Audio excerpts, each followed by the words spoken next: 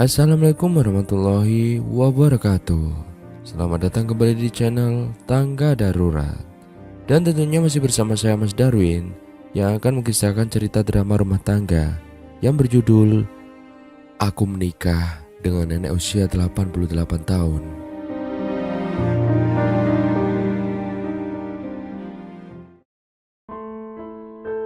Seorang wanita muda bernama Sinta, berumur sekitar 25 tahun, turun dari bus.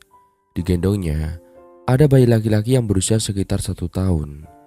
Dia membenarkan posisi bayi yang kurang nyaman saat digendong, sambil berkata pada anaknya, "Sabar ya Raffi, bentar lagi kita bakal ketemu ayah." Kemudian dia mengambil ponsel di tas dan menelpon seseorang, mengatakan dirinya telah sampai di terminal. Wanita itu menyeret kopernya ke toilet umum yang ada di terminal, sembari menunggu suaminya menjemput. Saat akan masuk ke toilet, dia agak kesulitan karena membawa Raffi. Secara kebetulan, wanita yang lebih dewasa darinya keluar dari pintu di sebelah. Sinta dan wanita itu sempat bersitatap. Tak terduganya, wanita tersebut seperti menyadari kerepotan Sinta dan menawarkan bantuan. "Mau masuk, Bu?" "Iya nih," jawab Sinta tersenyum kaku. "Sini aku bantuin buat pegangin anaknya dulu." Sinta sedikit ragu, sebab wanita yang ditemuinya adalah orang asing. Namun, rasa linu di bawah membuatnya tidak tahan lagi. Karena paham kalau Sinta tak percaya padanya, wanita itu mengusulkan untuk tetap membuka pintunya agar dia bisa mengawasi dari dalam. "Dibuka aja sedikit pintunya, Bu, biar bisa lihat saya." Sinta sudah tak kuat menahan. "Tolong ya Bu, saya titip anak saya." Dia menitipkan anaknya pada wanita itu. Karena kini ia percaya wanita tersebut tidak akan melakukan hal aneh, apalagi sampai membawa anaknya lari. Dan tepat saat Sinta masuk, ada beberapa orang remaja perempuan yang juga masuk ke toilet, sehingga toilet ramai. Sinta benar-benar mengikuti usul dari wanita tersebut, membuka sedikit pintunya. Dan di depan pintu, wanita itu menggendong anaknya sambil membelakangi. "Makasih ya Bu," ucap Sinta setelah selesai. Wanita tersebut tersenyum, mengangguk dan pamit untuk keluar toilet duluan. Sinta menggendong anaknya dan keluar dari toilet bersamaan dengan suara ponselnya yang berdering. Berjalan riang menghampiri lelaki berusia 32 tahun, Rido, suaminya yang menjemput. Setelah Sinta mencium punggung tangan suaminya, Rido langsung menggendong Raffi dan menciumnya, menunjukkan rasa rindu yang sudah lama dia tahan selama ini pada putra pertamanya itu. Belasan tahun kemudian, hari ini Pak Rido pulang lebih awal dari biasanya. "Tumben hari ini pulangnya cepat ya?" tanya Bu Sinta, sembari memberikan air minum. Pak Rido menerima air minum dari istrinya dengan wajah tak enak. Bu Sinta yang tahu kalau terjadi sesuatu pun duduk di sampingnya, menatap wajah suaminya dan siap mendengarkan. "Aku di PHK Bu." "Loh, kok bisa ya?" "Gak cuma aku Bu, tapi hampir dari kami semua kena PHK. Pabriknya mau tutup dan berhenti beroperasi. Katanya nanti malam bakal dikirim gaji terakhir." Bu Sinta yang mendengar itu langsung bingung, karena dia masih punya tanggungan yang salah satunya adalah anak sekolah. Bukan Raffi, tetapi Ida. Raffi sudah lulus SMA tahun lalu. Dan sekarang Ida, gadis 12 tahun itu, baru saja lulus SD dan bulan depan harus masuk ke SMP. "Kita harus gimana ya kalau ayah gak kerja? Ngandelin uang dari Raffi gak akan cukup. Gaji orang kerja di minimarket tahu sendiri kan ya berapa?" ujar Bu Sinta. "Ayah udah pikirin. Gimana kalau kita pulang aja ke kampung ayah? Di sana kan kita bisa tinggal sama bapak, dan seenggaknya kita nggak perlu mikirin bayar uang sewa, dan tabungan kita bisa kita pakai buat bikin usaha kecil-kecilan di sana." "Lalu sekolah Ida gimana ya?" "Oh, Ida juga sekolah di sana aja," jawab Rido. Karena tak ada lagi pekerjaan yang dimiliki oleh Pak Rido, mencari pekerjaan kalau tak ada kenalan cukup sulit di usia Pak Rido yang sekarang sudah berkepala 5. Keputusan terakhir Pak Rido membawa keluarga kecilnya pulang ke kampung halaman, kampung kelahiran Pak Rido yang berada di kota kecil yang cukup padat, tak kalah jauh dari padatnya kota-kota besar. Untuk pertama kalinya, setelah hampir lebih dari 10 tahun, ayah dan Pak Rido, yaitu Mbah Darmo, bisa bertemu lagi dengan kedua cucunya, Raffi dan Ida. "Tolong nanti bantu cariin kerjaan buat Raffi, Pak. Apa aja, yang penting dia nggak nganggur di sini," ujar Pak Rido saat mereka tengah makan malam. Raffi yang duduk di sisi Ida, tengah makan pun menoleh pada ayah dan kakeknya. "Iya, nanti kakek cariin ya. Kamu bisa kerja di bagian apa emangnya?" tanya Mbah Darmo. "Kemarin Raffi kerja di minimarket, kek. Tapi benar kata ayah, apa aja, yang penting Raffi punya kerjaan," jawab Rido. Kakeknya mengangguk paham. "Makasih sekali loh, Bu Titi udah nerima Raffi kerja di sini," ujar Mbah Darmo. Wanita pemilik toko grosir pun mengangguk dan tersenyum. "Iya Mbah, kebetulan kita di sini memang lagi butuh pekerja baru, cowok juga." "Oh iya ya, saya juga disarankan sama Pak Halim. Kalau nggak dikasih tahu Pak Halim, mungkin saya nggak tahu." "Oh iya, saya memang minta bantuan sama Bapak buat cariin pekerja. Syukur ada cucu Mbah. Jadi masih dari jangkauan orang-orang yang dikenal dan akrab," ujar Bu Titi. "Kapan saya bisa masuk kerjanya, Bu?" tanya Raffi. "Besok nak, besok kamu udah bisa mulai masuk ya. Jam 7 pagi sudah di sini." "Baik Bu." Karena sudah selesai urusan, Mbah Darmo dan Raffi pun pulang. Di perjalanan, Mbah Darmo menasihati Raffi untuk tidak pilih-pilih pekerjaan. "Kerjaan apa aja, yang penting halal ya. Beruntung kamu, Vi. Di sini banyak yang kenal, jadi bisa cariin kerjaan buat kamu." Sembari berjalan menuju motor, Raffi pun mengakuinya. "Iya kek, sekarang itu kalau gak punya kenalan emang repot," ujarnya. "Sebagai laki-laki, kamu jangan terlalu banyak milih-milih pekerjaan. Asalkan kamu bisa, dan itu kerjaan jauh dari kejahatan, tetap layak buat kamu jalani. Dan besok, kalau kamu udah berkeluarga, bakalan paham apa yang Mbah maksud." "Iya Mbah, iya. Makasih ya buat wejangannya." Mbah Darmo naik ke motor. Setelah Raffi menyalakan mesinnya, keduanya pulang dengan Mbah Darmo yang belum selesai mengucapkan nasihat, bahkan saat Raffi sudah melajukan motornya. Di belakang, kakeknya terus menasihati Raffi supaya bekerja dengan baik dan jujur. Pagi-pagi sekali, sebelum Raffi berangkat kerja, dia harus mengantar adik dan ibunya ke sekolahan untuk pendaftaran, di mana Ida akan melanjutkan sekolahnya di sana. Untung Mbah Darmo punya satu motor yang masih bagus dan bisa digunakan oleh cucunya berangkat kerja. Hari terus berlanjut, berlalu dengan singkat, dan tanpa terasa, Raffi sudah berada di kota kecil kampung kelahiran ayahnya yang hampir 1 bulan, dan bekerja di tempat kerja barunya sudah 2 minggu. Hari ini, Ida sudah harus masuk sekolah. Raffi pun mengantar. Ketika motor berhenti tepat di sisi jalan depan gerbang, Ida turun dari motor, lalu mencium punggung tangan kakaknya. "Kamu nanti langsung pulang. Jangan karena udah punya teman baru, malah kelayaban pulang sekolah." "Iya kak, iya. Aku langsung pulang," jawab Ida. Raffi melanjutkan perjalanan ke pekerjaan. Sementara Ida masuk setelah cukup lama berdiri di sisi jalan, memandangi kakaknya yang semakin jauh hingga tak terlihat lagi. Untuk pertama kalinya, di kerjaan barunya yang awalnya semua berjalan lancar seperti biasa, Raffi mergoki teman kerjanya, Andi, dan bosnya, Bu Titi, seperti memiliki hubungan khusus. "Raffi, kagetin aja," kata Andi yang tadinya berdiri membungkuk. Dagunya diletakkan di atas puncak kanan Bu Titi. Sontak berdiri tegak ketika tak sengaja Raffi masuk ke ruangan toko membawa satu kardus jajanan.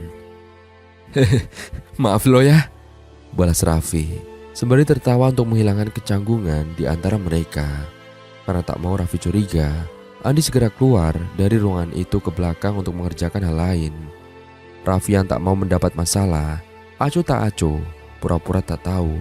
Meski ia yakin keduanya punya hubungan lain di belakang Pak Halim, suami Bu Titi, yaitu bosnya juga. Suatu hari, Bu Titi mengajak Andi untuk menemaninya pergi ke pasar, membeli barang yang sudah kosong di toko. "Di, temenin saya ya," kata Bu Siti. Wanita itu berdiri di tengah pintu tanpa pintu yang menjadi batas ruang depan dan belakang. Saat itu, Andi dan Raffi sedang makan siang. "Kapan, Bu?" tanya Andi. "Kamu beresin makan dulu, habis itu temenin saya belanja ya," ujar Bu Titi, kemudian melenggang pergi. Tempat kerja Andi dan Raffi adalah sebuah toko, di mana toko di depan menyambung ke rumah besar di sampingnya.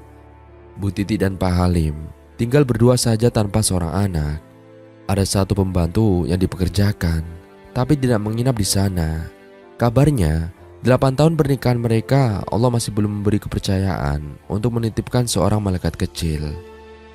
"Vi, gue pergi dulu ya," kata Andi, menepuk pundak kiri Raffi yang belum selesai dengan makannya. "Oke, hati-hati Andi," balas Raffi. "Sudah selesai belum, Di?" Bu Titi muncul lagi di depan pintu gudang. "Sudah, Bu. Ayo," jawab Andi. Dan sebelum pergi, Bu Titi berpesan pada Raffi, "Vi, titip toko ya. Kamu jangan kemana-mana selama saya belum pulang." "Oke, Bu, siap." Begitulah keduanya pergi. Raffi segera bangkit dan melongok dari pintu. Melihat kini teman kerjanya itu sudah berjalan dengan merangkul pinggang Bu Siti. Raffi menggeleng melihat hubungan perselingkuhan mereka yang cukup berani bersikap mesra di kediaman Pak Halim. "Yakin gue, mereka pasti gak cuma sekedar belanja barang doang," gumam Raffi. "Ngeliatin apa kamu, Vi?" Raffi terkejut bukan main ketika secara tiba-tiba Pak Halim menepuk punggungnya. Dengan wajah pucat, dia tersenyum kikuk. Tetapi Pak Halim segera bertanya lagi sambil melihat ke jalan lorong rumah berjarak 10 meter menuju keluar. "Ngeliatin apa, Vi? Mana istri saya?" Enggak ngeliatin apa-apa, Pak. Ibu baru aja pergi sama Andi. Katanya sih belanja barang," jawab Raffi sengaja menutupi. "Oh," balas Pak Halim, mengangguk dan masuk ke toko, hanya untuk mengambil sebungkus rokok dan pergi lagi ke rumah, melewati Raffi yang masih berdiri di tempat. Raffi terpaksa menyembunyikan perselingkuhan temannya dengan istri Pak Halim, bukan karena mendukung hubungan mereka, namun karena sebuah hal besar yang kita ketahui akan menjadi masalah ketika kita yang bukan siapa-siapa mengungkapkan kebenaran itu. "Suatu saat, pasti Pak Halim bakal tahu sendiri," gumam Raffi, kembali melanjutkan makan yang belum selesai. Sebenarnya, toko tutup jam 7 malam, tapi jam kerja Andi dan Raffi hanya sampai di pukul 4 sore. Itu karena dari jam pertama buka sampai sekitar jam 2 siang adalah waktu di mana toko ramai pembeli. Tenaga Raffi dan Andi sangat dibutuhkan untuk mengambil barang di rak-rak tinggi, juga barang berat. Sementara di sekitar jam setengah 5 sore, pembeli tidak akan seramai siang, bisa dihitung jari, dan Bu Titi bisa menghandle sendiri. Jam 5 sore, Andi yang baru saja turun dari motor melihat ibunya sedang mengobrol bersama seorang ibu-ibu tetangganya. "Mau langsung makan atau mandi dulu, Nak?" tanya ibunya. "Mau mandi dulu, Bu, nanti keburu malas," jawab Raffi. Saat Raffi baru saja masuk, ibunya memanggil dari luar. Mau tak mau, Raffi keluar lagi. Raffi, Bu Ina nanti minta tolong. Katanya mau minta anterin ke rumah bibinya sebentar," kata ibunya. Lalu Bu Ina menyambung, "Iya, Vi, ibu udah lama gak nengokin bibi. Nanti ibu kasih uang bensin." "Oke, Bu, nanti ya, saya mandi sama makan dulu," kata Raffi. "Cepetan, Nak, nanti takut keburu malam," terdengar ibunya berseru dari luar ketika Raffi kembali masuk. Sementara Raffi mendengar Ibu Ina bilang untuk santai saja. "Ayo turun sama masuk dulu, Vi," ajak Bu Ina. Setelah turun dari motor, Raffi mengiyakan sambil memandangi rumah di hadapan mereka. Rumah itu tidak bertingkat, tetapi sangat lebar dan bersih juga rapi. Tak lama pintu rumah dibuka. Bahkan sebelum Raffi dan Bu Ina memanggil orang di dalam atau untuk mengetuk pintunya. "Ina, lama gak kesini? Tumben." Wanita yang dari usianya seperti berusia sama dengan Bu Ina menurut Raffi dan membuka pintunya. "Maaf, Bi, baru kesini lagi. Gak ada motor yang bisa dipakai buat nganter kesini. Soalnya dipakai kerja, sekolah, sama suami dan anak-anak, jawab Bu Ina. Dia bertemu tatap dengan Raffi, lalu tersenyum. Raffi juga membalas senyuman. Ayo masuk nak, kata sang pemilik rumah. Raffi secara inisiatif membantu Bu Ina membawa masuk karung dan kardus bawaannya ke rumah. Silahkan dimakan nak, namanya siapa? Tanya pemilik rumah yang bernama Tami dan biasa dipanggil Mbah Tami. Raffi bu, jawab Raffi. Wanita itu duduk di kursi di hadapan Raffi, mengangguk dan tersenyum. Sementara Bu Ina sibuk membuka barang bawaannya yang ternyata berisi kebutuhan dapur seperti terigu, minyak, bumbu, telur dan masih banyak lagi. Kamu kenapa repot-repot bawa itu nah? Buat kamu sama keluargamu aja, kata Mbak Tami dari ruang tamu. Jangan gitu, aku sekarang hanya cuma punya bibi aja. Aku ada rezeki lebih jadi pengen ngasih ke bibi, saut Bu Ina dari dapur. Ayo diminum atau mau makan? Udah makan? Tanya Mbak Tami ketika melihat Raffi diam-diam menatapnya lama. Enggak bu, enggak, saya udah makan kok, jawab Raffi dan segera minum teh hangat yang disediakan Mbak Tami. Kerja di mana? Kerja di toko grosir di Jalan Manggis, jawab Raffi. Sepulang dari rumah Mbak Tami, Raffi yang penasaran pun bertanya pada Bu Ina. Bu, itu bibi Bu Ina ya? Iya, kelihatannya kayak seumuran sama ibu ya, tebak Bu Ina. Sadar alasan Raffi bertanya, dan Raffi mengangguk lalu mengiyakan. Sebenarnya umur Mbah Tami itu udah 80 tahun, tapi emang kelihatan awet muda, badannya juga masih bugar, kayak kelihatan masih 60 tahunan. Gak heran kok kamu tanya kayak gitu. Orang-orang ngira juga Mbah Tami sama ibu malah kakak adik, tutur Bu Ina. Lalu Raffi mengangguk paham. Ibu cuma punya beliau aja sekarang, Vi. Ditambah bibi Tami itu juga yang dulu bantuin ngurusin sekolah ibu. Walau ibu udah nikah, sampai sekarang beliau juga masih peduli sama ibu dan selalu ngasih uang kalau tahu ibu lagi kesusahan ekonomi. Tak heran Bu Ina begitu sangat peduli dan seperti menganggap Mbah Tami adalah orang tuanya sendiri, pikir Raffi. Sebelum berangkat kerja, sekalian mengantar Ida sekolah, Bu Ina datang ke rumah. Raffi, itu dicariin Bu Ina, kata ibunya. Raffi pun keluar menemuinya. Raffi, kamu hafal jalan ke rumah Mbak Tami enggak? Tanya Bu Ina. Iya, masih hafal kok. Kenapa Bu? Tolong banget ya, ibu minta tolong. Ini, nanti kamu habis pulang kerja, tolong mampir ke rumah Mbak Tami. Kasihkan ini namanya Aci Ruth. Semalam ibu lupa bawa, ujar Bu Ina. Raffi menerima kresek berwarna putih tersebut. Oh, ya udah, nanti saya antarkan ke sana ya Bu. Makasih ya Raffi. Di tempat kerjanya, ketika Raffi sedang menulis jumlah barang, ada seorang gadis yang membeli di toko. Bu Titi dan Andi entah kemana. Jadi Raffi harus ke depan dan meninggalkan kerjaan yang sedang ia lakukan sebentar. Kak, aku mau beli sampo, ujar gadis itu. Raffi terpana. Tak butuh waktu lama untuk Raffi jatuh hati pada gadis itu. Sampo apa? Tanya Raffi dengan bersikap biasa. Setelah gadis itu menyebutkan sebuah merek, pemuda itu mengambilkan. Kakak baru kerja di sini ya? Tanya gadis itu. Udah lumayan lama kok, hampir sebulan. Oh, pantesan, baru lihat. Aku juga baru lihat kamu, balas Raffi dengan menyambung obrolan. Iya, aku baru pulang ke rumah, jadi kakak juga baru lihat. Emang kamu kerja atau gimana? Kok baru pulang ke rumah? Tanya Raffi.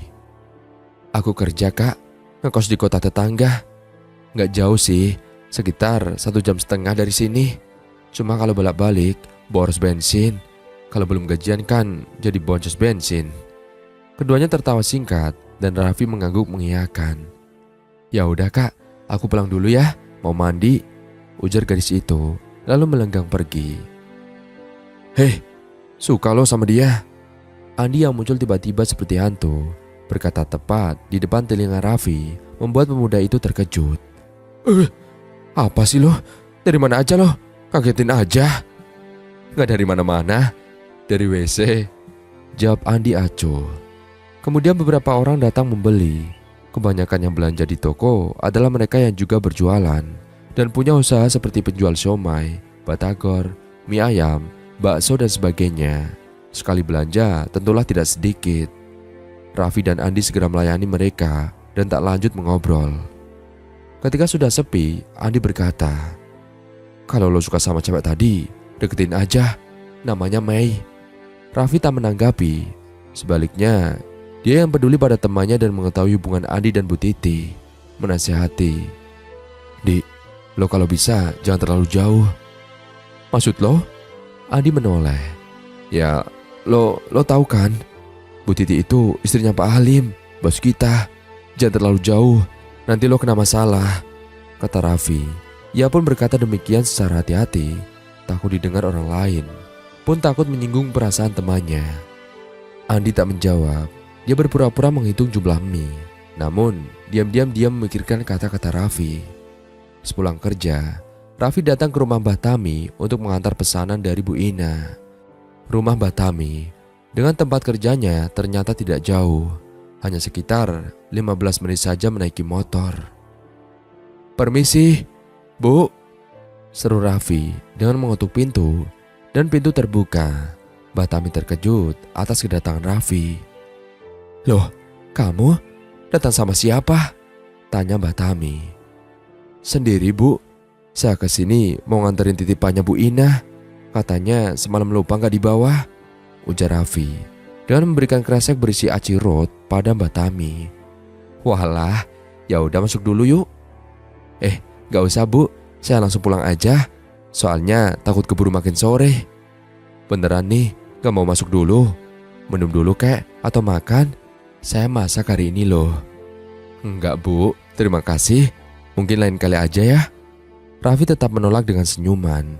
Mbah Tami menatap Raffi mengerti. Kemudian Raffi pamit pulang. "Makasih ya, Fi. Udah repot-repot nganterin ini." "Iya, Bu, sama-sama," balas Raffi, terus memakai helm dan menyalakan motornya lalu pulang. "Di tempat kerja kamu, harga telur sama minyak berapa, Fi?"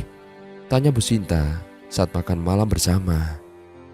"Minyak 1 kilogram sekitar 19 ribuan.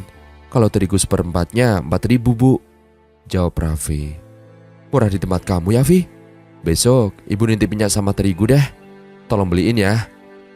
Besok ibu mau buka jualan seblak sama gorengan-gorengan gitu," ucap Bu Sinta. "Iya, Bu, besok Raffi beliin ya." "Kak, beli sabun cuci."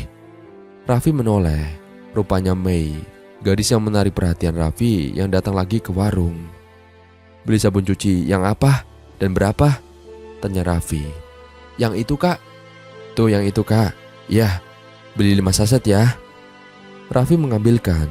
Saat Raffi mengambil kembalian untuk Mei, gadis itu bertanya, "Kakak, namanya siapa, Kak?" "Raffi, kamu Mei kan?" "Loh, kok kakak tahu?" Raffi tersenyum, memberikan kembalian. Gadis berusia 19 tahun itu sepertinya memiliki perasaan tertarik yang sama dengan Raffi. Dia mau menanggapi obrolan demi obrolan yang biasanya dia tak pernah lakukan pada cowok lain. Bahkan Andi pun yang dulu pernah tertarik dengan Mei tak bisa mengobrol sesantai seperti Raffi dan Mei. "Aku pulang dulu ya, Kak." "Rumahnya di mana emangnya?" tanya Raffi. "Deket kok. Itu rumah yang catnya warna biru." Mei menunjuk ke arah rumahnya dan Raffi melongok ke depan untuk melihat yang mana rumah Mei. "Kenapa tanya-tanya? Mau main emang?"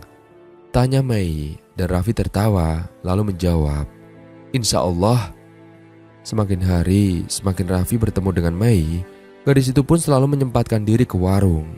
Sengaja memilih waktu di mana tidak banyak yang beli atau saat toko sepi, sehingga saat mereka mengobrol tak malu oleh tetangga atau orang-orang. "Kak Raffi, mau beli telur sama mie?" ujar Mei. "Siap. Mau masak mie ya?" tanya Raffi sambil mengambil apa yang diminta. "Iya, sama persediaan telur di kos udah habis, jadi sekalian beli di sini." "Mau pulang ke kos lagi emangnya?" "Iya, Kak, kan udah waktunya kerja lagi," jawab Mei dan Raffi seperti tidak rela. Kapan pulang? Mei tertawa menanggapi. Nggak tahu kak, berangkat juga belum. Biasanya 3 bulan sekali aku pulangnya. Karena sadar akan jarang bertemu, Raffi yang sudah terlanjur punya perasaan pada Mei memberanikan diri untuk meminta nomor gadis itu. Kalau aku minta nomor kamu, boleh nggak? Boleh kak, jawab Mei dengan cepat. Raffi memberi sobekan dari bungkus rokok untuk Mei menuliskan nomornya. Nanti pulang kerja aku WA ya, kata Raffi dan Mei mengangguk. Ditunggu deh, balas Mei. Hubungan Raffi dan Mei berjalan begitu lancar. Mereka belum menyandang status pacar, tetapi kedekatan itu sudah tak memberikan rasa canggung pada keduanya. Setiap malam, Raffi akan menelpon Mei, walaupun hanya beberapa menit saja, untuk menanyakan bagaimana harinya dan pekerjaannya di pabrik, apa ada masalah. Tak terasa, hari mereka berpisah akan berakhir, dan ini sudah 3 bulan, dan Raffi yang menunggu kepulangan Mei akhirnya pun tiba. Saat Raffi dan Andi makan di gudang, Bu Titi memanggil Raffi. Raffi? Walau belum selesai makan, Raffi bergegas menghampiri Bu Titi. Iya bu, ada yang nyariin tuh, cewek cantik, kata Bu Titi dengan menggoda, dan Raffi pun heran. Tadi dia kesini, tapi saya bilang kamu lagi makan, jadi dia pulang dulu, dan katanya nanti mau kesini lagi, kata Bu Titi. Raffi yang mendengar itu seperti tahu siapa yang dimaksud. Dugaannya benar. Sekitar 1 jam setelah itu, saat Raffi berjaga dan Andi sedang di WC, seorang gadis berdiri di depan toko. Beli? Raffi tersenyum. Beli apa? Mau beli Kak Raffi, boleh nggak? Keduanya tertawa. Boleh, tapi mahal, ujar Raffi. Kalau gitu, Kak Raffi aja yang beli aku, kata Mei. Bisa aja kamu, Mei. Mau beli apa? Mau beli kecap sama saus? Hingga suatu malam kemudian, seperti kebiasaan keduanya yang tak membosankan, Raffi dan Mei mengobrol lewat panggilan video, hingga terjadinya momen lebih serius. Mei. Apa? Gadis yang tengah tengkurap, dagunya bersandar di bantal itu menatap serius Raffi yang tengah tiduran. Selama ini kamu punya pacar enggak? Enggak kak. Kalau aku pengen kita pacaran, kamu mau enggak? Mei terdiam, dia menatap senyum. Begitu juga Raffi. Tak lama gadis itu menjawab. Mau. Begitulah hubungan Raffi dan Mei berjalan. Raffi akan berkencan dengan Mei sepulang kerja. Sampai waktu terus bergulir, beserta kalender yang terus berganti, hubungan mereka terjadi sudah selama 3 tahun. Banyak yang bilang hubungan itu seperti masakan, yang dimana kalau tidak ada bumbu, maka tidak akan enak. Sedangkan bumbu-bumbu hubungan salah satunya kaitannya adanya pertengkaran. Mei dan Raffi sekarang sedang tidak akur, dikarenakan Mei yang biasanya setiap 3 bulan pulang ke rumah sekedar ambil cuti 2 hari, sekarang justru sudah 5 bulan belum juga pulang. Alasannya karena dia belum diizinkan untuk libur. Namun yang jadi masalah utamanya bukan itu, tapi Mei yang perlahan tidak mengabari. Seenggaknya itu kamu balas pesan aku atau kabari aku tentang kamu, kata Raffi melalui panggilan suara, dan Mei hanya menjawab, iya, maaf. Apa ini? Siapa yang kamu panggil sayang-sayang ah? Raffi tersentak ketika Pak Halim dan Bu Titi terdengar bersiteru di lantai atas. Suara Bu Titi pun seperti ketakutan dan mencoba menjelaskan, akan tetapi suaminya sudah tak peduli. Mungkin karena penjelasan apa yang harus dia dengar, sementara buktinya memang sudah sejelas itu. Raffi seolah mengerti perdebatan mereka. Lagipun, penjelasan yang akan diungkapkan oleh Bu Titi pasti hanya sangkaan dan kata pembelaan. Oh, kayaknya aku udah tahu siapa si sayang kamu ini, kata Pak Halim. Suara orang turun tangga terdengar jelas. Raffi pura-pura tak melihat ataupun tak mendengar. Tapi ketika Andi yang baru saja pulang mengantar 2 kardus barang ke toko sebelah kembali, Raffi ikutan panik. Kamu kan orangnya? Tunjuk Pak Halim pada Raffi, dan Raffi terkejut. Saya apa, Pak? Tanya Raffi bingung dan tahu kalau bosnya itu telah salah tuduh. Namun tanpa perlu Raffi jelaskan siapa yang menyimpan bangkai, baunya akan menempel di pakaiannya. Udah, gak usah bohong lagi. Saya bakal buktiin kalau dugaan saya memang benar. Pak Halim kemudian menekan tombol panggil di ponsel Bu Titi. Dan yang berbunyi bukan ponsel Raffi, melainkan ponsel di saku Andi. Mereka semua melihat ke arah Andi, dan Andi yang paham hubungannya terbongkar pun hanya bisa gelagapan. Oh, jadi kamu rupanya. Dasar brengsek.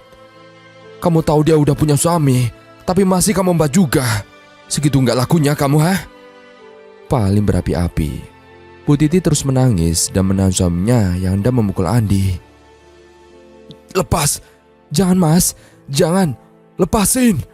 Tolong aku minta maaf mas. Kamu juga, udah punya suami, masih aja selingkuh. Gatal sekali ya barangmu, tak cukup satu lelaki. Menjijikan kalian berdua. Kegaduhan itu menimbulkan banyak orang tahu. Mereka yang penasaran berkumpul di depan toko dan bertanya kenapa dan ada apa. Lalu Pak Halim tak menjawab, tapi dia langsung memecat Andi di hadapan Raffi. Mulai sekarang, kamu saya pecat. Dan jangan pernah lagi untuk menghadapkan mukamu ke sini. Andi terdiam. Wajahnya pucat karena malu dan bingung. Ditambah Bu Titi yang menangis meminta maaf sampai memeluk kaki suaminya. Maafin aku mas, maafin aku. Minggir, minggir. Pak Halim menyentak agar Bu Titi melepas pelukan di kakinya. Dan kamu juga, saya sudah jijik dan segera akan saya ceraikan. Mas, jangan mas, aku minta maaf mas. Seru Bu Titi yang kini bersimbu di lantai di tengah lorong. Tutup tokonya, teriak Bu Titi pada Raffi seraya berlinangan air mata. Terus lari menyusul suaminya ke rumah dan Raffi langsung menutup toko. Itu kenapa mas? Tanya beberapa orang. Selingkuh ya? Raffi hanya tersenyum tak enak dan tak menjawab satu kata pun pada mereka yang bertanya. Kalau toko ditutup, artinya Raffi harus pulang. Dan saat Raffi akan naik ke motornya, tampak Andi duduk di motor yang terparkir tepat di samping motor Raffi. Raffi menempuk punggung Andi untuk ungkapan sabar atau tenang. Gue kan udah bilang, jangan terlalu jauh, kata Raffi, mengingatkan nasihatnya sebelumnya. Andi tersenyum kecut. Dan semenjak kejadian kemarin, Raffi pun ragu untuk berangkat kerja. Kok gak berangkat, Vi? Tanya ibunya. Iya bu, libur, jawab Raffi, karena tak bisa menceritakan alasan yang sebenarnya. Dan dia terpaksa berbohong. Ketika siang, Bu Ina yang tahu kalau Raffi sedang di rumah dan tidak pergi bekerja pun akhirnya datang ke rumah. Raffi yang dipanggil pun keluar dan melihat Bu Ina bersama ibunya di depan. Vi, kamu masih ingat kan rumah bibi ibu? Tanya Ibu Ina. Penampilannya sudah rapi dan wajahnya tampak sangat khawatir. Iya, masih kok bu. Emangnya kenapa? Ibu ada arisan yang gak bisa diwakilin. Mbah Tami kabarnya lagi sakit. Ibu minta tolong dong, anterin obat ini ke Mbah Tami. Anterin ya nak. Nanti malam baru ibu bisa ke sana sama suami dan anak. Hah? Emangnya sakit sejak kapan bu?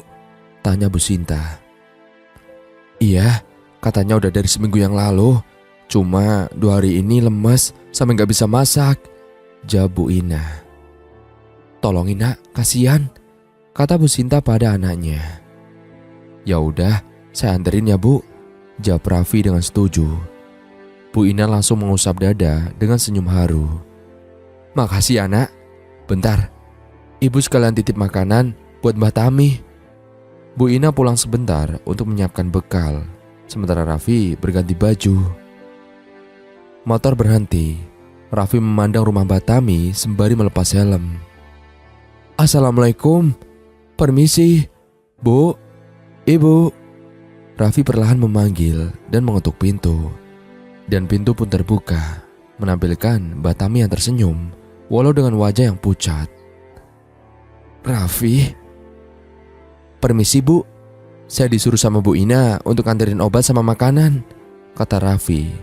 Mbak Tami mengangguk dan mempersilahkan Raffi untuk masuk. Pemuda itu meletakkan apa yang dibawa di atas meja. Tunggu dulu ya, Vi. Saya siapkan minum. Oh iya, saya lagi gak ada teh sama kopi. Tapi di kulkas masih ada sirup. Kalau sirup aja gak apa-apa kan? Gak usah repot-repot, Bu. Apa aja. Cukup air bening aja juga gak apa-apa. Jangan gitu, Vi. Kamu tamu saya. Gak ngerepotin kok. Tunggu, saya buatkan sirup. Raffi duduk sembari menunggu Mbah Tami keluar dari dapur. Begitu keluar, wanita dengan badan lebih kurus dari terakhir kali Raffi melihat keluar dari dapur sambil membawa satu gelas berisi sirup. Akan tetapi, yang menyita perhatian Raffi adalah tangan putih Mbah Tami yang gemeteran. Bu, biar saya bantu ya. Raffi berdiri dan berjalan menghampiri Mbah Tami dan mengambil gelas dari tangan wanita tua itu. Meletakkannya di meja dan menuntun Mbah Tami untuk ikut di kursi. Ibu badannya panas sekali. Sebelumnya udah minum obat. Mbah Tami menggeleng sambil megangi sisi kepala. Ibu Ina tadi nitipin obat. Nanti ibu minum obatnya ya. Tapi sebelum itu ibu makan dulu. Sudah makan belum?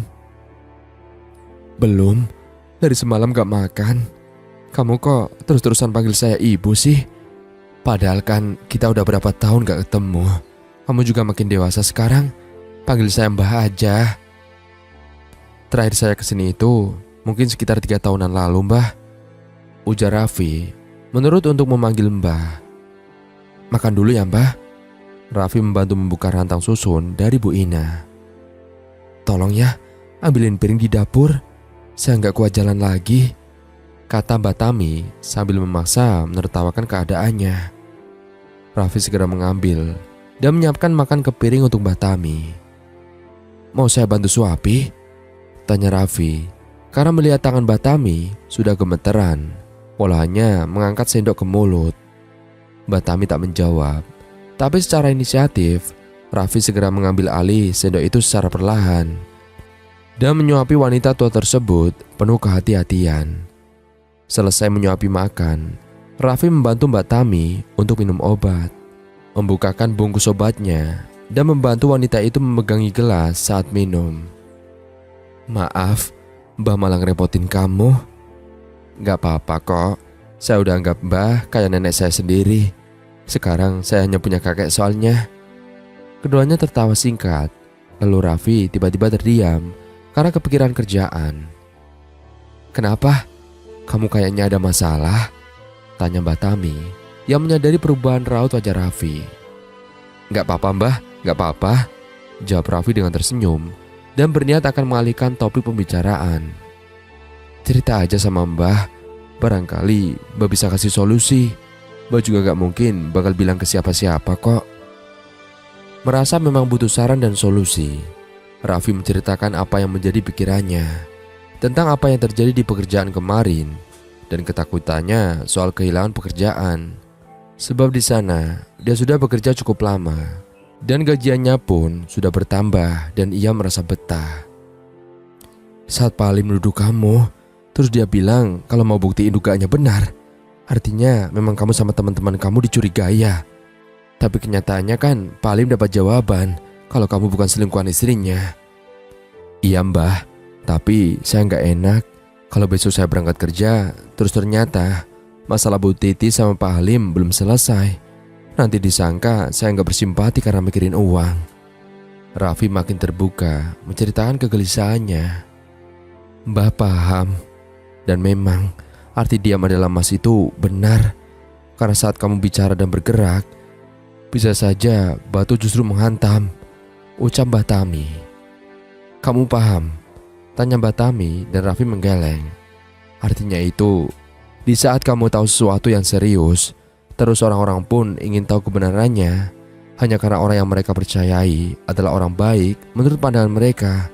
Tapi kamu yang tahu, mengungkapkan kalau orang itu gak sebaik apa yang mereka kira. Ada 2 kemungkinan yang akan terjadi. Pertama, mereka akan berterima kasih karena sudah diberitahu fakta. Dan yang kedua, mereka akan menyerang kamu karena tidak percaya. Raffi mengangguk. Memang benar, alasan dia diam selama ini karena dia tahu perselingkuhan Andi dan Bu Titi. Juga karena dia tak mau dianggap ikut campur urusan orang lain dan putus pertemanan dengan Andi. Mau bagaimanapun Andi dan Raffi sudah berteman lama di toko grosir.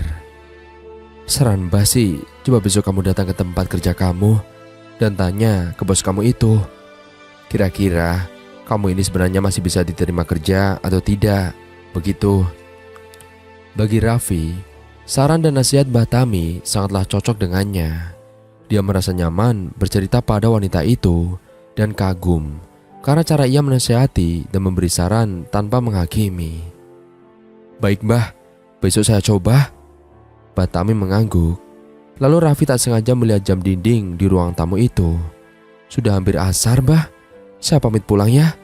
Sekarang Mbah istirahat, cepat sembuh Mbah, ucap Raffi. Sebenarnya Raffi kepikiran apakah Mbah Tami bisa berjalan ke kamar atau tidak.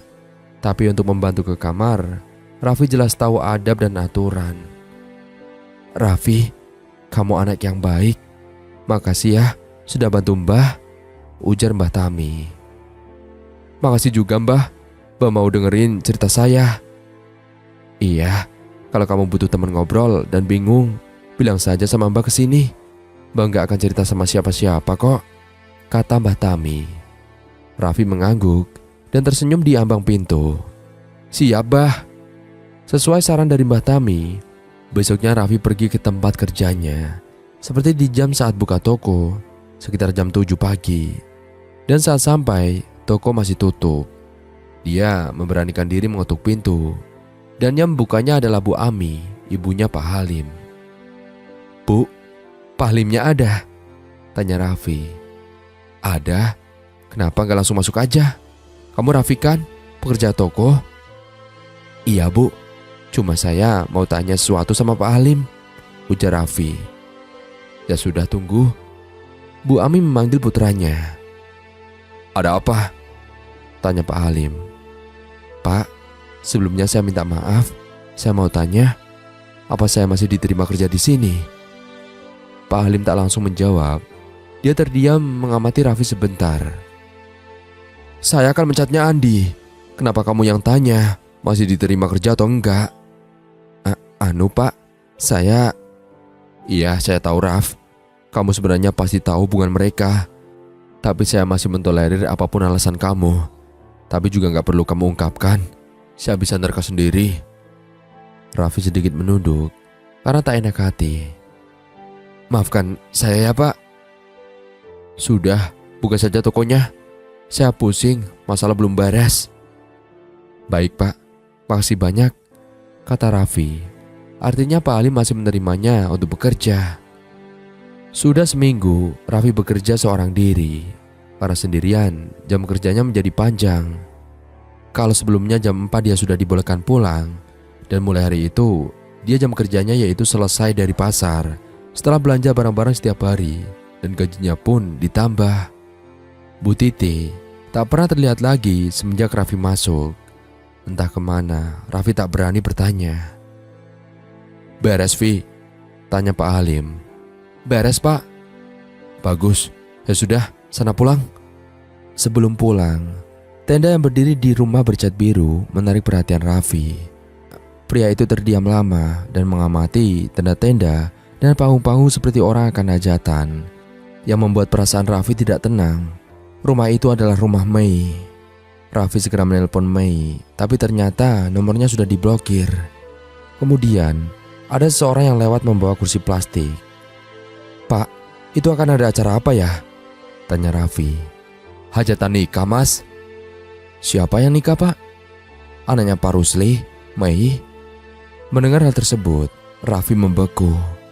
Di dada seolah mengalir darah dan merembes ke baju. Rasanya bagai tertusuk belati. Matanya berkaca-kaca.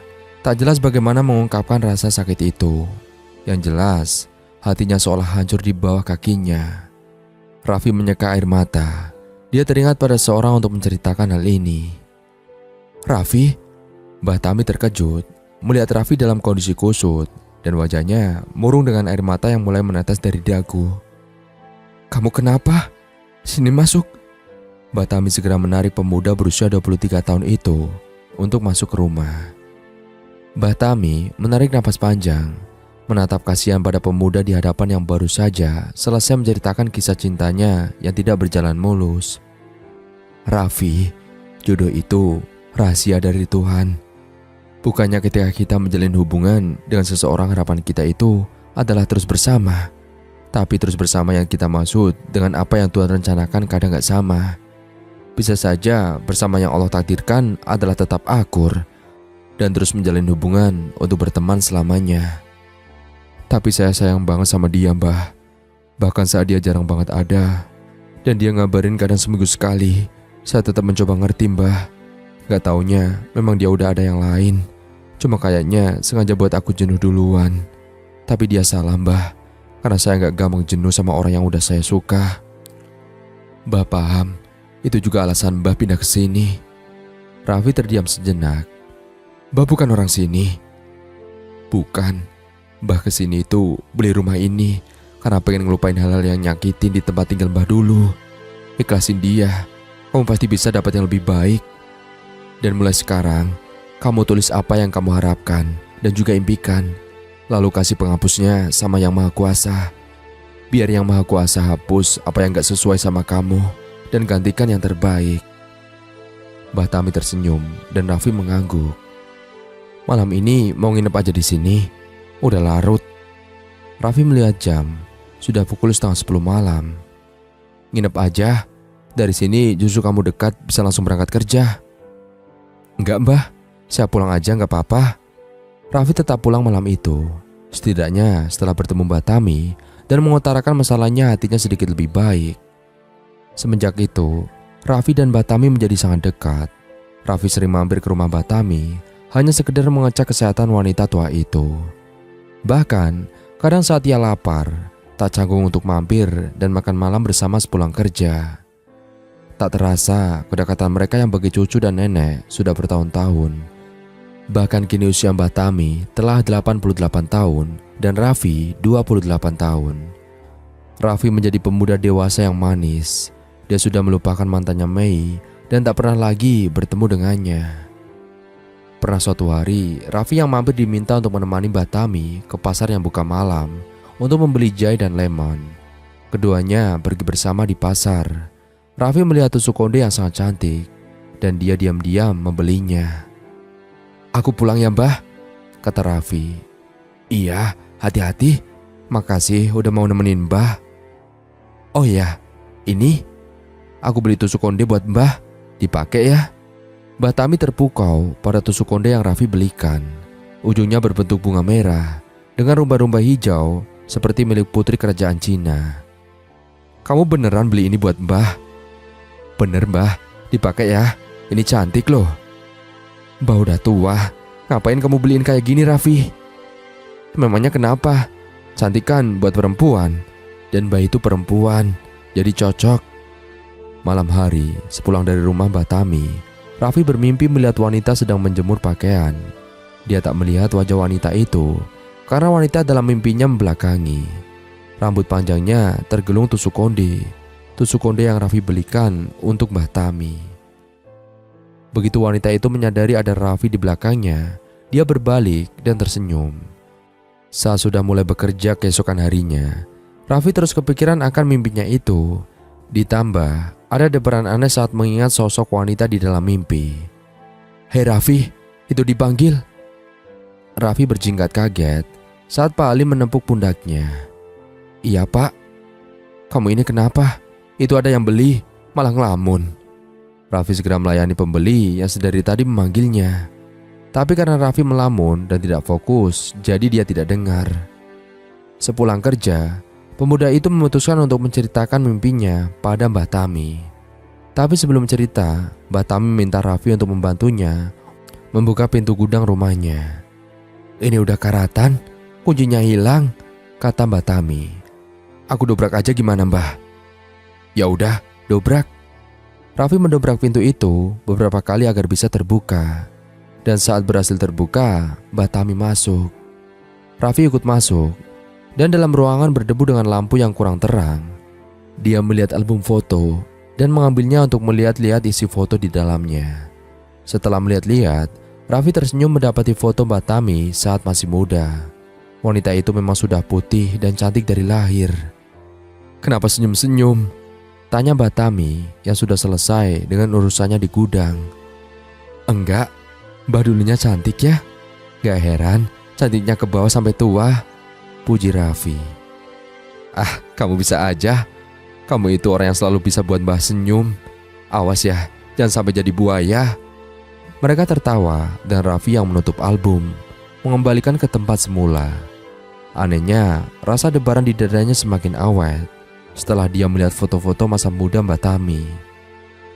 "Raffi, Mbak angetin masakan dulu ya. Bisa minta tolong?" "Tolong apa, Mbah?" "Beli kecap di warung.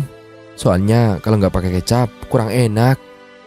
Saat Raffi pulang membeli kecap, ada dua orang yang berlarian dari lawan arah. Di belakang mereka ada dua motor yang mengejar. Salah satu dari orang yang berlari melemparkan kantung kain ke arah Raffi, dan tak sengaja Raffi justru langsung menangkap. Ini apaan?" Raffi sempat membukanya. Ketika si pemotor masih cukup jauh, Raffi melihat isinya adalah emas. Ia langsung menjatuhkan dan segera ikut lari. Sebab para pemotor itu pasti akan mengira Raffi antai-antai dari para pencuri itu. Saat lari, dia tak sengaja bertubrukan dengan orang lain. Dan ketika melihat wajah orang itu, Raffi terkejut bukan main. "Andi, ini loh." Andi langsung membenarkan kain yang menutupi separuh wajahnya yang terbuka, lalu lari meninggalkan Raffi yang masih tidak percaya teman lamanya jadi kriminal. Takut para pemotor itu melihat keberadaannya, Raffi menunduk di sisi tumpukan sampah sampai ada kresek hitam yang menutupinya. Pemotor itu berhenti di depan tumpukan sampah tempat Raffi tersembunyi. "Nek, lihat ada dua orang lari nggak?" tanya seorang dari mereka. "Ke sana," tunjuk Mbah Tami. Mengenal itu suara Mbah Tami. Begitu pemotor pergi, Raffi langsung membuka penutup kresek dan menatap mata Mbah Tami yang khawatir dengannya. "Kamu gak kenapa-napa kan?"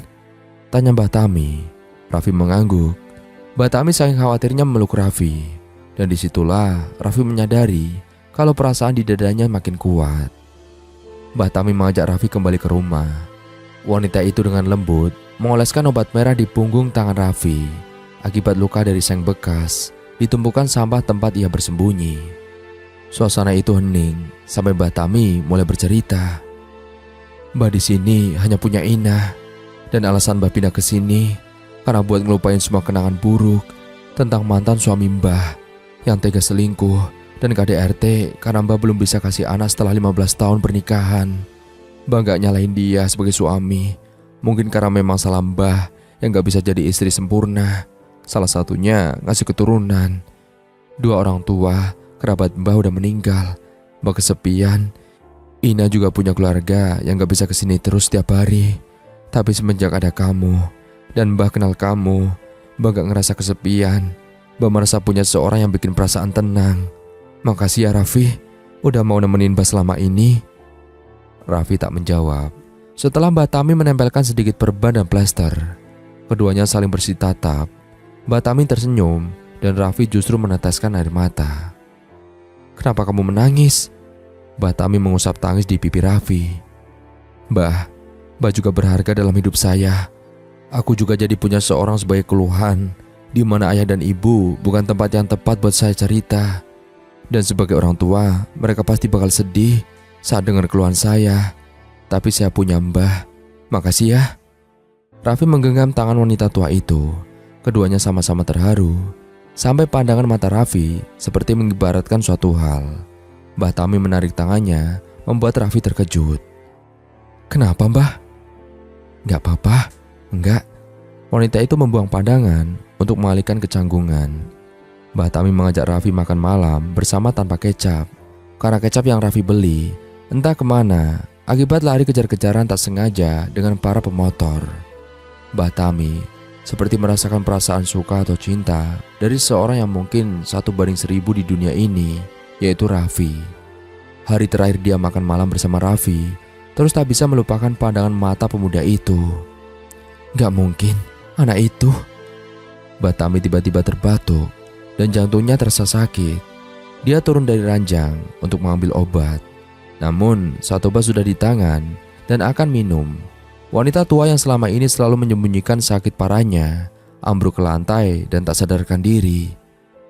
Pagi-pagi sekali, Bu Ina yang sudah lama tak berkunjung ke rumah Mbah Tami datang menjenguk. Bi, dipanggil tak menjawab. Bu Ina berinisiatif langsung masuk, pintunya tidak terkunci. Saat Bu Ina mencari sambil memanggil dan tak menemukan wanita itu ada di mana-mana, pikirannya langsung mengecek ke kamar. Disitulah ia mendapati Mbah Tami tergeletak pucat di atas lantai. Astagfirullah, Bibi. Di atas kasur, Raffi tidur terlentang. Raffi yang tidak tahu apa yang terjadi dengan Mbah Tami terus memikirkan perasaannya terhadap wanita tua itu. Semakin dipikirkan, semakin resah. Dia pun memutuskan untuk mengatakannya besok saat sepulang kerja. Akan tetapi, saat ia sampai di rumah Mbah Tami, rumah itu terkunci dan hening. Raffi memanggil, tapi tak ada jawaban. Akhirnya ia pulang membawa kekecewaan. Begitu seterusnya, sampai 4 hari sudah, rumah Mbah Tami selalu berkeadaan sama saat Raffi datang mengunjungi. Karena penasaran, dia pun menanyakan pada Bu Ina. Kebetulan, pagi-pagi sebelum Raffi berangkat kerja, Bu Ina datang. Raffi, sekalian kamu berangkat kerja, antar ibu ke rumah sakit yuk. Mau jenguk siapa, Bu? Mbah Tami. Kaget bukan kepalang, pemuda itu mendengar hal tersebut. Hah? Sejak kapan, Bu? Iya, Mbah Tami udah mau seminggu di rumah sakit. Ya udah, ayo Bu. Raffi segera mengambil helm dan kunci motor. Mereka menuju rumah sakit. Di rumah sakit, Raffi akhirnya bertemu dengan wanita yang ia sukai. Bu Ina tampak heran saat melihat kecanggungan di antara bibinya dan Raffi. Nak, kamu keluar dulu. Aku mau ngomong sama Raffi, kata Mbah Tami. Tambah heran dan aneh, tapi Bu Ina tetap keluar. Dia tak benar-benar keluar. Bu Ina yang selayaknya ibu-ibu penasaran akan hal tidak biasa ini. Raffi, biar aku tanya dulu, jangan ngomong dulu, kata Raffi. Berani memotong ucapan Mbah Tami. Dia tak kuasa melihat keadaan Mbah Tami yang lemah dengan selang oksigen di hidung. Mbah sejak kapan sakit kayak gini? Udah lama, Raffi. Kenapa aku gak tahu? Selama ini Mbah kelihatannya baik-baik aja. Itu karena Mbah selalu sembunyiin dari kamu. Mbah gak mau lihat orang yang Mbah sayang sedih. Raffi menunduk. Dia duduk di kursi samping berangkar Mbah Tami dan dia menangis sembari menggenggam erat tangan wanita tersebut. Kayaknya Mbah udah gak kuat lagi dan gak bisa bertahan lama lagi sama kamu, Vi. Raffi mendongak dengan mata dan pipi basah. Mbah jangan ngomong kayak gitu. Mbah pasti sehat kok. Mbah pasti sembuh. Vi, mau gak mau, ini memang udah garis kehidupan. Mbah Tami mengusap pipi Raffi. Tapi sebelum Mbah pergi, boleh Mbah minta sesuatu? Apa? Apa yang Mbah minta bakal aku lakuin. Mbah Tami tersenyum. Begitu dengan kuatnya tangan Raffi menggenggam erat tangan Mbah Tami. Pemuda itu sudah tak ingat waktunya untuk kerja. Selama ini Mbah selalu hidup sendirian.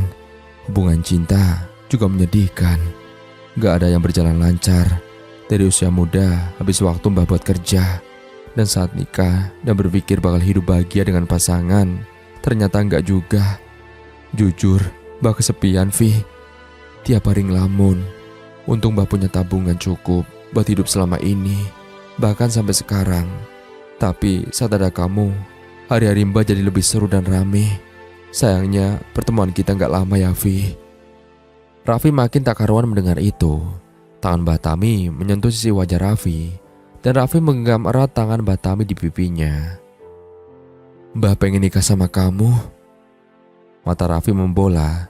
Begitu juga Bu Ina yang di balik pintu, di celah pintu yang tidak tertutup rapat, kaget bukan kepalang.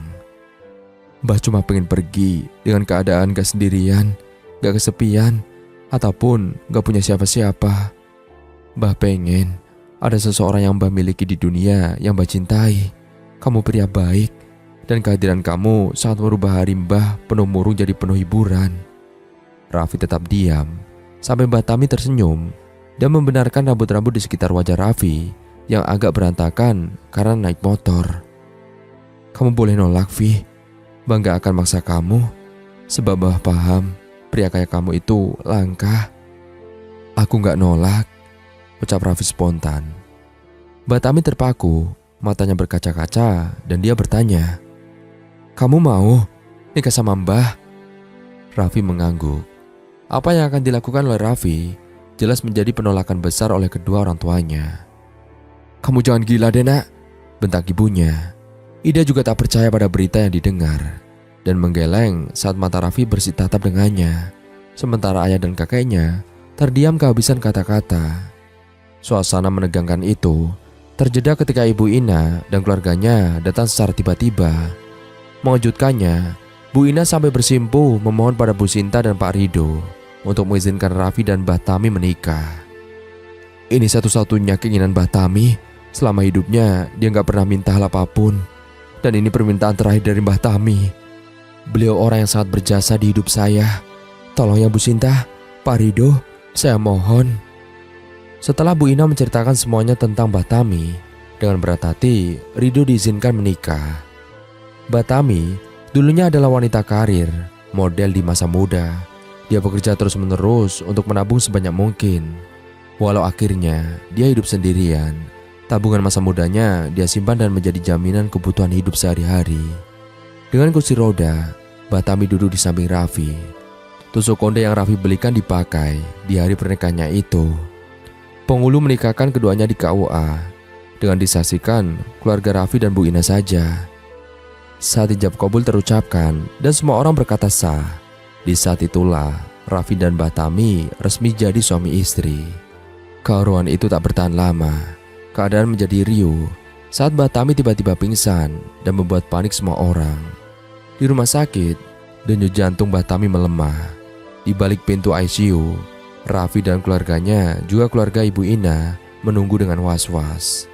Beberapa saat kemudian, dokter memanggil Raffi dan Bu Ina untuk masuk. Hanya mereka berdua. Pak Raffi dan Bu Ina, silakan masuk.